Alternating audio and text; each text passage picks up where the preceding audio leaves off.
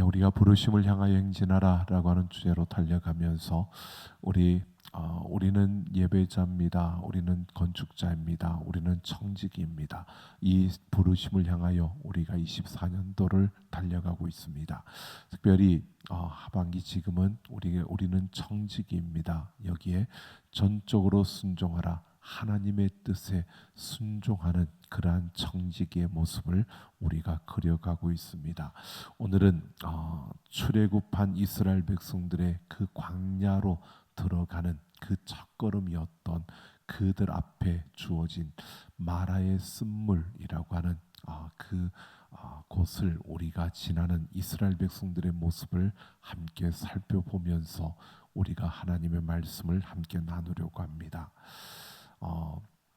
오늘 우리가 22절, 23절을 읽었지만 27절까지 이어지는 내용입니다. 이곳에 22절부터 27절을 보면 세 지명이 나옵니다. 장소가 세 군데의 장소가 등장을 하는데 그것은 바로 홍해와 마라와 그리고 엘림이라는 곳입니다. 자, 먼저 이 홍해라고 하는 것을 보면 오늘 22절에서 보면 모세가 홍해에서 출발했다라고 합니다. 이 홍해는 우리가 알고 있는 것처럼 이스라엘 백성들이 애굽에서 나와서 제일 먼저 그들 앞을 가로막았던 것이 바로 이 홍해였습니다. 이 홍해 이제 막 그 옛 삶을 끝내고 이제 그들에게 새로운 그 삶을 시작하는 새로운 출발을 하는 그들에게 아주 중요한 그러한 역사적인 기준점이 되는 것이 바로 이 홍해입니다. 바로 그 홍해에서 출발했다라고 이렇게 말해주고 있습니다. 여러분, 이스라엘 백성들은 가만히 서서 하나님이 행하시는 그 기적을 통해 홍해가 갈라지는 것을 보았습니다. 앞으로 갈 수도 없고 뒤로 돌아갈 수도 없는, 그렇다고 옆으로 빠져나갈 수 있는 그러한 곳도 아닌 골짜기 안에 갇혀진 이스라엘 백성들, 그들이 어떤 존재인가를 하나님은 아십니다. 그들이 어떤 습성을 가졌고 그들이 어떤 자들인가를 아셨기에 하나님은 그냥 홍해만 가르신 것이 아니고요, 밤새도록 뜨거운 동풍을 불어서 그 길을 마른 땅으로 만들어서 이스라엘 백성들로 하여금 마른 땅을 건너게 하신 겁니다. 하나님께서 그렇게 이스라엘 백성들을 그 홍해를 건너게 하셨습니다. 그들은 이제 더 이상 애굽의 종이 아니고 이제는 더 이상 애굽에서 노예살이하는 이들이 아니라 그 애굽에서 나와서 이제 홍해를 지나서 이 홍해를 건너면서 이제는 자유인이 되어진 새로운 삶의 출발을 시작하는 것이었고, 그들 앞에 펼쳐지는 한 민족으로서 새로운 역사를 시작하는 바로 그 출발점이 바로 이 홍해를 건너는 것이었습니다. 바로 이 홍해를 출발했다라고 하는 것은 이제 그들이 하나님 앞에서 하나님의 그 구원을 통해서, 하나님의 손길을 통해서 그들의 삶의 새로운 역사가 시작되었다는 것을 보여주고 있는 겁니다. 바로 이 홍해는 우리에게 이런 의미를 보여하고 있습니다. 지금 우리에게 말하면은 하나님을 알지 못하고 죽을 수밖에 없었던 우리들을 바로 구원하여 하나님의 자녀가 되게 하시는, 하나님으로부터 그 생명을 얻고 영원한 생명을 가진 자로 살아가게 하는 그 출발점을 바로 이 홍해로 우리에게 보여주고 있는 겁니다. 그러면서 그들은 수르 광야로 들어가서 사흘 길을 걸어서 마라에 이르게 됩니다. 바로 두 번째 장소인 마라입니다. 바로 이 장면을 오늘 이 말씀은 해밀턴이라고 하는 구약 학자의 그 주석을 통해서 보여지는 깨달은 그 부분을 조금 가지고 오늘 우리가 이야기할 것입니다. 이 해밀턴이라고 하는 박사는 이렇게 말합니다. 예수님의 첫 표적, 요한복음에 보면 예수님께서 그 첫 표적이 가나의 혼인 잔치에서 그 포도주가 떨어졌을 때 그 포도주를 다시 풍성하게 만들어내는, 이전보다 더 좋은 포도주를 공급하는 예수님의 그 이적, 그 표적을 과 지금 이 장면, 이 마라에서의 이 부분, 이 이야기를 연결시켜서 설명을 하고 있습니다. 가나 혼인 잔치가 포도주가 떨어진 그 결핍에서 바로 그 포도주가 풍성하게 제공되어지는 바로 넘침으로 끝이 난 이 사건과 바로 마라에서 그 쓴물을 당하여 맞이했던 이 모습이 결국 어디로 가느냐, 하나님 안에서 시작을 했는데 마라라고 한 쓴물이라고 하는 이 곳을 지나서 그들이 이르게 되는 엘림, 바로 그곳에 풍성하는 종려나무와 그리고 그 물샘이 있는 바로 그 엘림에 이르게 되는 이 부분이 이렇게 같이 연결되어지는 이 부분으로 그렇게 설명을 하는 것을 보았습니다. 바로 이런 거죠. 이 예수님께서 가나 혼인잔치에서 첫 번째 표적을 행하였던 그 표적과 이스라엘 백성들이 구원을 받아서 행한 이 첫 번째 행로와 유사한 공통점이 있다는 것입니다.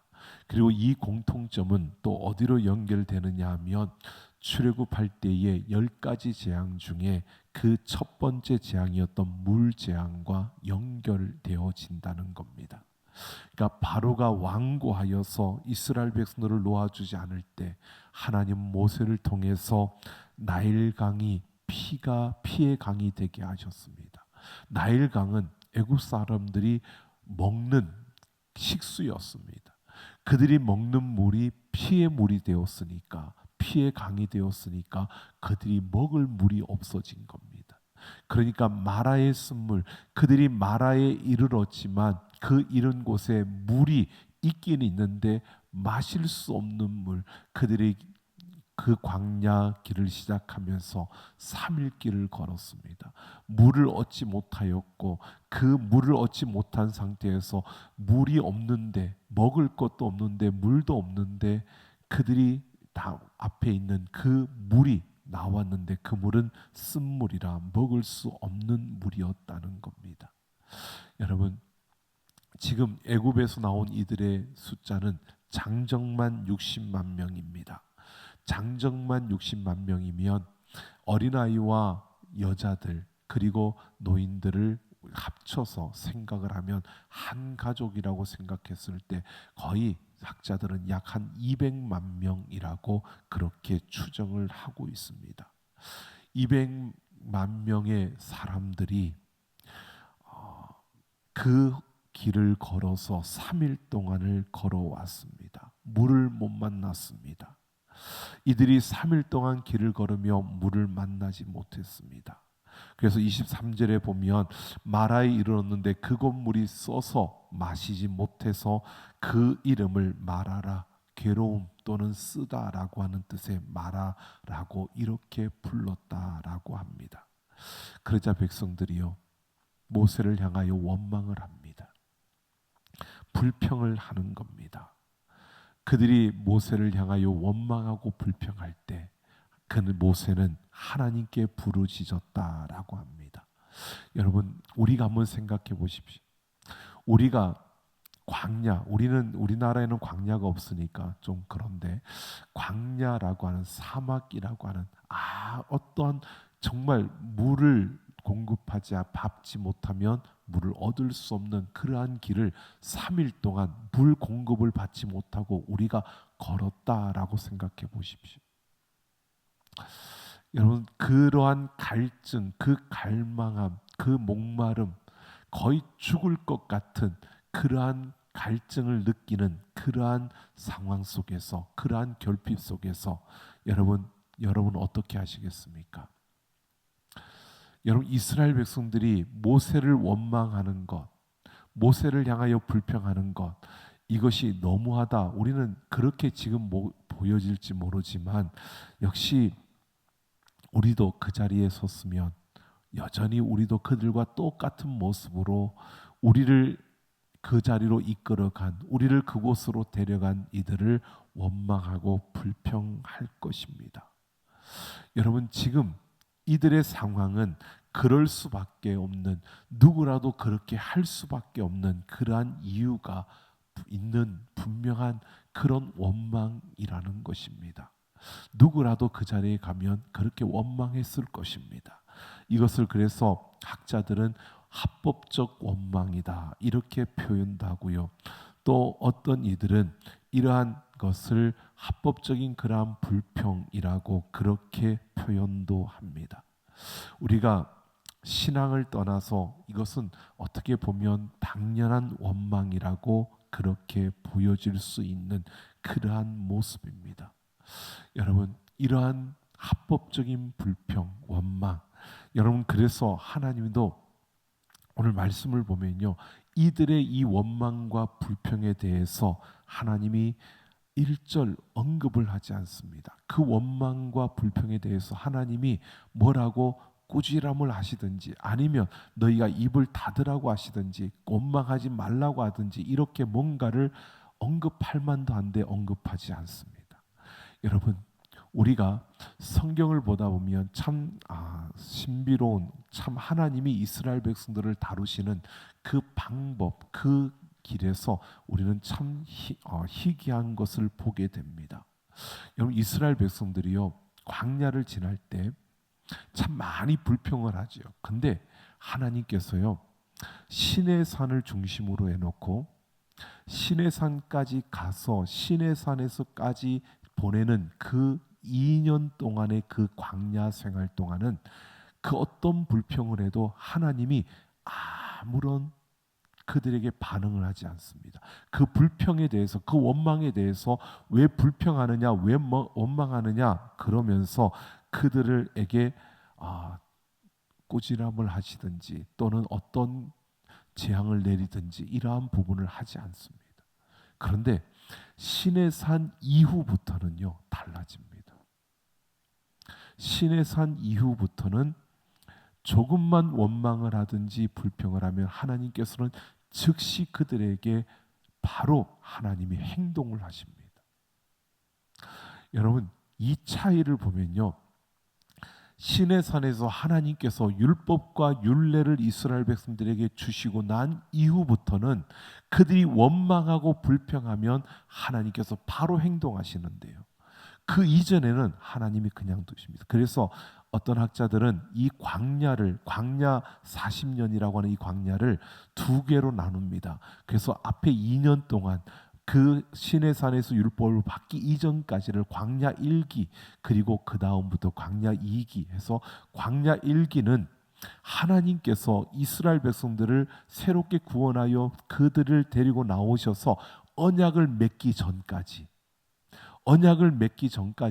그들을 그냥 두시는 그런 하나님의 손길을 보게 됩니다. 그런데 언약을 맺고 난 다음에는 하나님께서 그들을 그냥 두지 않으십니다.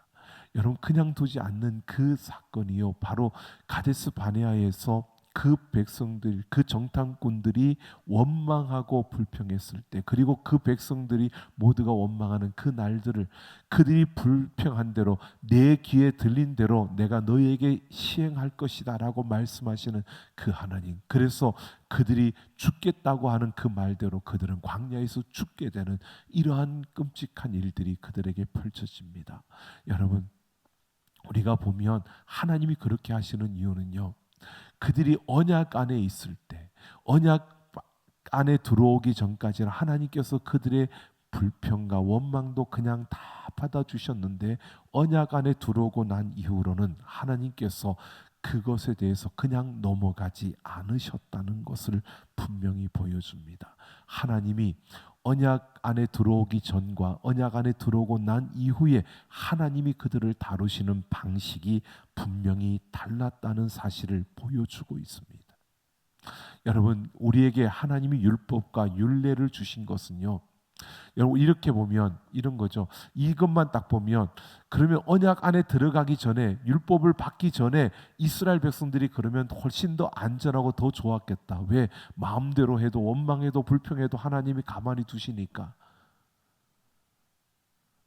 그런데 율법 아래 들어가고 하나님의 언약 안에 들어가니까 그 다음부터는 하나님이 아주 엄하게 하는 걸 보니까 언약 안에 들어가는 것보다 그냥 언약 안에 들어가기 전이 훨씬 더 좋았겠다라고 이렇게 생각하는 것은 굉장히 어리석은 것이고 굉장히 유치한 겁니다. 여러분, 언약 안에 들어왔다는 것은 하나님의 자녀가 되었다는 것이고요.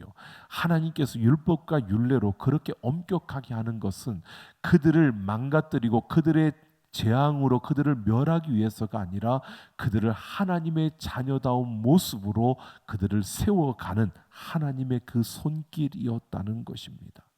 근데 그 율법을 통해서 하나님이 이스라엘 백성들에게 주신 이유가 있습니다. 율법을 주신 이유는 그 율법을 통해서 이스라엘 백성들이 광야의 그 길을 걸으면서요, 그들이 깨달아야 되는 것은 우리의 힘으로는 아무것도 할 수 없고 우리는 하나님의 은혜 아니면 살 수 없고 하나님의 그 은혜만이 우리에게 필요하고 하나님의 도움이 없이는 우리는 아무것도 할 수 없는 존재, 이것을 깨달게 하는 것이 율법이었습니다. 그러니까 그들은 실패할 수밖에 없고 원망할 수밖에 없고 불평할 수밖에 없다는 것 하나님은 아셨습니다. 그런데 그 율법을 주신 것은 그들이 그러한 광야를 통해서 그러한 시간들을 통해서 우리는 하나님의 은혜가 아니면 살 수 없는 자들이다, 우리는 하나님의 도우심이 아니면 살 수 없는 자들이라는 것을 깨닫게 하기 위한 것이었습니다. 결국 나는 한계가 있고 나는 연약한 존재이고 나는 하나님의 도움이 없이는 살 수 없는 자라는 것을 깨닫게 하는 것이 바로 그 율법이었고 하나님이 그렇게 엄격하게 하시는 것이었습니다. 뿐만 아니라 그 율법을 주신 것은요, 하나님이 우리에게 얼마나 필요한 존재인가를 우리가 알게 되고 그래서 그 하나님을 붙들고 그 하나님 앞에 설 때에 하나님께서 우리에게 보여주시는 그 사랑, 내가 이런 존재임에도 불구하고 하나님이 나를 이렇게 사랑하시는구나, 이게 하나님이 나를 사랑하시는 그 증거구나, 하나님이 나를 이렇게 사랑하시는구나 라는 것을 깨닫게 하기 위해서 하나님은 그 율법을 주셨고 그렇게 그 율법으로 엄격하게 우리에게 그렇게 확인시켜주는 이러한 시간들이었다는 것입니다. 그래서 신명기 8장 3절에 보면 여러분, 너를 낮추시며 너를 줄이게 하시며 너도 알지 못하며 내 조상들도 알지 못하던 만나를 내게 먹이신 것은 사람이 떡으로만 사는 것이 아니요 오직 여호와의 입에서 나오는 모든 말씀으로 사는 줄을 내가 알게 하려 하심이라 라고 합니다. 하나님은 바로 이렇게 너희가 세상의 것으로만 사는 것이 아니라 하나님 입에서 나오는 말씀으로, 즉 하나님이 먹여주시는 그 은혜로 우리가 사는 것을 우리가 알게 하기 위해서 우리로 하여금 그 광야의 길을 걷게 하신다라는 것을 말씀하고 있는 겁니다. 자, 하나님이 이들을 얼마나 사랑하시는가를 한번 보십시오. 그들 앞에 있는 물은 쓴물입니다. 먹지 못하는 죽음의 물입니다. 여러분, 마치 홍해를 가르고 그 이스라엘 백성들을 구원하였던 것처럼 여러분, 바로 그들 앞에 하나님께서 그 쓴물을 단물로 바꿔주시는 겁니다. 25절을 보면 하나님이 나무를 가리켜서 그것을 물에 던지게 하십니다. 그랬더니 물이 달게 되었더라라고 하는 겁니다. 여러분, 여기에서 하나님께서 그들을 위하여 율법과 그리고 법도와 율례를 정하시고 그들을 시험하셨다라고 오늘 그렇게 말씀하고 있습니다. 하나님이 그들을 시험하셨다. 그들이 몇 점짜리인지 몇 점 받았는지 그들을 평가했다는 게 아닙니다. 증명해 냈다는 뜻입니다. 바로 그들이 하나님의 은혜가 없이는 살 수 없고 하나님의 사랑이 그들 가운데 주어지고 있다는 것을 그들에게 증명해 주셨다는 겁니다. 하나님은 이 마라의 쓴물을 통해서 그들이 그 가운데 원망하고 불평할 수밖에 없는 그 자리에 그들이 들어섰을 때에 하나님께서 바로 그들에게 그 사랑을 증명해 주셨다는 겁니다. 그들에게 율례와 법도를 통하여서 이렇게 시험하셨다라고 하는 것은 하나님은 그들로 하여금 이 마라의 쓴물에서 하나님의 그 사랑을 보여주셨다는 것을 말해주고 있는 겁니다. 그러면서 26절을 보면 내 계명에 귀를 기울이고 규례를 지키면 모든 질병 중 하나도 너희에게 내리지 않겠다라고 했는데 그들은 어떻게 했습니까? 지키지 못했다는 겁니다. 아니, 그들은 지킬 수 있는 능력이 없었습니다. 그래서 하나님은 자신을 뭐라고요? 치료하는 여호와라고 이렇게 소개하고 있는 겁니다. 그러니까 그 나뭇가지를 가리켜서 물에 던지게 하심으로 바로 하나님이 그들의 문제를 해결하시고 그들의 피로를 채워주시고 그들을 치료하시는 하나님이시라는 것을 그들에게 보여주신 겁니다. 그들은 하나님의 말씀대로 그들이 나아가고 따라가지만 그들 스스로 느낄 수밖에 없는 것이요, 그들은 온전할 수 없고 완전할 수 없는 자들이라는 겁니다. 그런 우리에게 나를 치료하실 분이 바로 하나님, 그분이시라는 것을 하나님께서 보여주셨다는 것입니다. 여러분, 예수님께서 이 땅에 오셨습니다. 하나님은 예수 그리스도를 바로 십자가에 내어주셨습니다. 우리를 고치시기 위한 것이었습니다. 우리를 싸매어 주시기 위하여서 그 예수님이 이 땅에 오셨고 우리를 고치시기 위하여 그 예수님께서 그 십자가에 못 박혀 죽임을 당하신 겁니다. 바로 우리의 치료는 다른 것이 아니라 십자가의 그 사랑이고 십자가의 그 은혜입니다. 십자가의 방법 외에는 우리를 치료할 길이, 치료할 방법이, 우리를 회복할 길이 없다는 것을 말해주고 있는 겁니다. 바로 오직 십자가의 방법으로 인류를 구원해 주시고 건져내시는 그 하나님의 그 치료, 그 하나님의 그 회복, 바로 여호와 라파를 우리에게 보여주고 있는 겁니다. 자, 하나님은 바로 이 광야의 첫 여정 속에 바로 이 십자가의 그 사건을 담아놓고 바로 죽음을 상징하는 옛것에 대한 단절을 의미하는 3일 길을 바로 걷게 하셨던 겁니다. 그리고 그들 앞에 마라의 그 쓴물을 놓고 그 쓴물을 단물로 바꾸어 주시면서 바로 너희를 살리고 너희를 치유하고 너희를 회복하실 분이 오직 하나님밖에 없다는 것을 그들에게 분명히 보여주신 겁니다. 여러분, 그래서 요한복음의 그 가나의 표적, 그 가나의 혼인잔치의 표적도요, 잔치가 벌어진 사흘째 되던 날에 바로 그 역사가 이루어지는 것을 우리에게 보여주고 있습니다. 오늘 27절에 보면 그들이 엘림에 이르니 물샘 12과 종려나무 70그루가 있었고 거기에 장막을 쳤다라고 말합니다. 여러분, 지금 마라를 지나서 그들에게 주어진 곳이 바로 엘림입니다. 그 엘림에는 여러분 광야에 물이 없는데, 그런데 그들에게 하나님께서 12샘물이 있는 곳과 70주의 그 종려나무가 있는 곳으로 그들을 이끌어 주셨다는 겁니다. 여러분, 여기에서 종려나무라고 하는 것은 이스라엘의 국가 자체를 상징하는 나무입니다. 이스라엘 국가를 상징하는 거고요. 12샘물이라고 하는 것은 12지파를 상징하는 겁니다. 지금 엘림이라는 곳에 왔습니다. 근데 그 엘림이라는, 우리가 일종 말하는 오아시스입니다. 오아시스라는 엘림이라는 곳인데 그곳에 12개의 샘물이 있었고 70그루의 그 종려나무가 있었다는 겁니다. 이것은 바로 이스라엘 백성들 그 나라를 의미하고 그리고 그 12지파를 의미하는 것으로서 여러분, 우리에게 이런 사실을 보여주는 겁니다.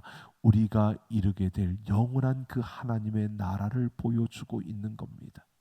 바로 이것은 장차 하나님의 백성들이 이르게 될 그 영원한 나라를 가르쳐 주고 있는 거고요.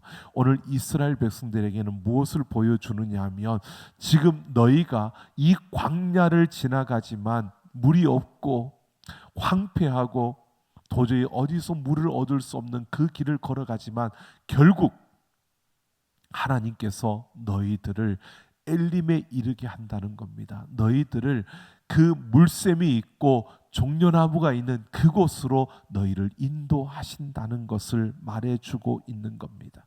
지금은 광야를 걷고 있고, 지금은 힘겨운 그러한 노정이고, 지금은 죽을 것 같은 그러한 환경과 형편과 상황이 너희 앞에 있지만 하나님께서 지금 이스라엘 백성들에게 보여주는 겁니다. 너희가 결국 이르게 될 곳은 바로 이 엘림이라는 것을 말해주고 있는 겁니다. 그러니까 그들이 이를 결말에 대해서 미리 하나님이 보여주고 있는 겁니다. 하나님은 광야의 여정, 그 첫 여정에서요, 바로 이스라엘 백성들을 구원하고 그들이 그 광야의 길을 걸어가지만 결국 하나님께서는 그들에게 엘림이라는 이 하나님께서 준비하신 그 하나님의 아름다운 동산에 이르게 하실 것이라고 그들에게 이 첫 여정에서 지금 그들이 가는 모든 인생의 여정을 보여주고 있다는 것입니다. 오늘 하나님은 이렇게 말씀하고 있는 겁니다. 여러분, 우리의 모든 걸음 속에서, 우리가 걷는 그 걸음 속에서요, 때로는 우리가 이해할 수 없는 일들이 우리 앞에 펼쳐지는 것, 광야입니다. 때로는 우리가 원했던 것이 아니라 우리가 원치 않은 일들이 우리 앞에 주어져서 우리에게 고통이 주어지고, 때로는 우리가 힘겨운 길을 걸어갈 때도 분명히 있을 겁니다. 도저히 희망을 찾아볼 수 없는, 3일 길을 걸어도 물을 만나지 못하는, 그래서 모두가 죽을 수밖에 없는, 그래서 원망과 불평이 나올 수밖에 없는 그런 환경들이, 그러한 상황들이, 그런 일들이 우리 앞에 펼쳐지기도 하고요. 엎친 데 겹쳤다고 때로는 우리가 힘겨운데 더 고통스러운 일들이 우리 앞에 주어져서 도저히 왜 이런 일들만이, 왜 나에게만 이런 불행들이 일어나는지 모르겠다고 아우성 칠 수밖에 없는 일들도 일어날 수 있습니다. 그런데 중요한 것은요, 오늘 하나님이 이렇게 이스라엘 백성들에게 보여주는 겁니다. 그 고통 3일 길을 걸어서 갔는데 겨우 만난 물이 쓴물, 먹으면 죽는 물을 그들 앞에 그들이 만난 겁니다. 겨우 찾았는데 그것이 쓴물입니다. 도저히 희망을 찾아볼 수 없는 그러한 그들 앞에 하나님은 치료자가 되신다고 말씀하는 겁니다. 그리고 그 하나님께서는 그들에게 너희가 이룰 곳은 엘림이라고 분명히 보여주고 있습니다. 여러분, 오늘 우리에게 이렇게 말하는 겁니다. 우리 인생의 걸음 속에 여러분 광야의 길을 걸어가더라도요, 또 물을 만나지 못하고 그 아픔 속에 있더라도요, 어침대 겨친격으로 우리에게 더 힘든 일들이 주어지더라도요, 하나님을 붙들고 하나님을 바라볼 수 있는 우리가 되기를 소망합니다. 그 하나님은 우리의 치료자가 되실 뿐만 아니라 그 하나님은 우리를 위하여 엘림이라는 곳을 예비해 두고 우리를 그곳으로 인도해 가고 있는 줄로 믿습니다.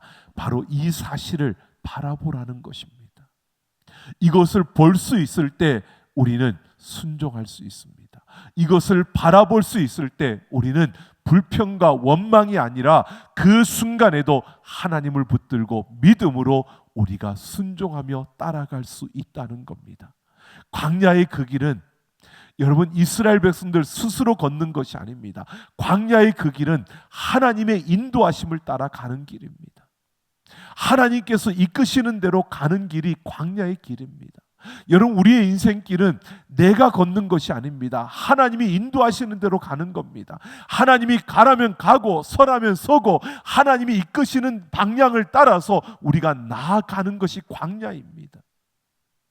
하나님만 의지하고 그 하나님만 바라보고 그 하나님만을 온전히 붙들고 그 하나님 말씀에 순종하며 나아가는 것이 광야입니다.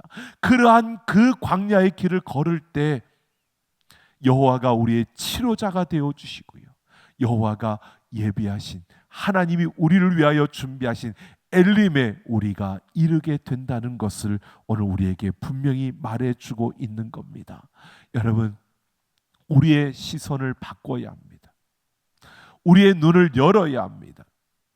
우리의 눈을 열어서 우리가 그 하나님을 볼 수 있어야 합니다.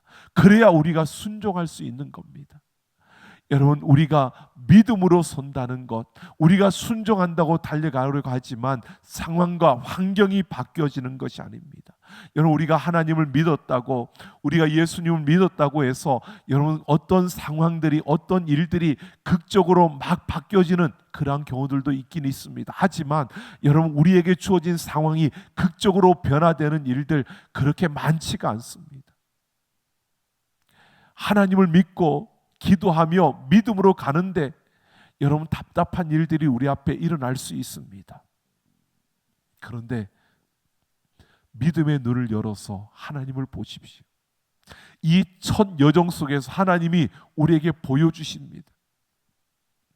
쓴물을 만나면 하나님이 치료해 주실 줄로 믿습니다.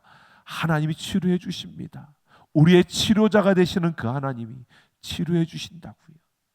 그리고 우리 앞에 막막해서 내가 어디로 갈지 모르는 그 순간에 하나님은 말씀하십니다. 너희 앞에 하나님이 엘림이라는 곳을 예비해 두셨다고요. 여러분, 우리의 인생 걸음 속에서 이 하나님을 붙드시고 이 하나님과 함께 순종하며 달려가는 우리 모든 걸음이 되기를 예수님의 이름으로 축원합니다. 지금 우리가 어디를 걷고 있느냐? 우리가 수르 광야를 지나서 마라에 이르렀든지 아니면 그 쓴물 앞에서 우리가 좌절하고 앉았든지 우리 인생이 지금 어느 과정을, 어느 길을 걸어가고 있는지는 우리가 다 다를 수 있습니다. 그러나 동일한 것은요, 여러분, 우리가 모세처럼 하나님 앞에 부르짖고 그 하나님께서 치료자가 되시는 것을 우리 인생의 걸음 속에서 경험하는 우리의 걸음들이 되어지고요, 그 하나님의 말씀에 순종하며 나아갈 때마다 우리에게 치료자가 되시는 그 하나님의 손길을 우리는 분명히 보게 될 것이고요, 그리고 우리는 결국 엘림에 이르게 될 것입니다. 하나님이 준비하신 그 엘림에 우리는 분명히 서게 될 것입니다.